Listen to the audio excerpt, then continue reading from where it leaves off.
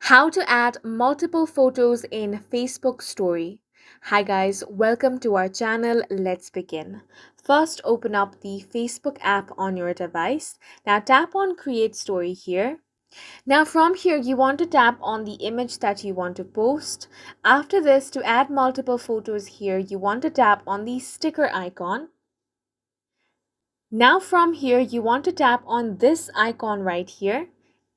Now it's going to open up your camera roll, and from here you can select the picture that you want to add.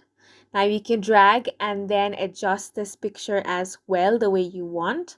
If you want to add one more, then follow the same process.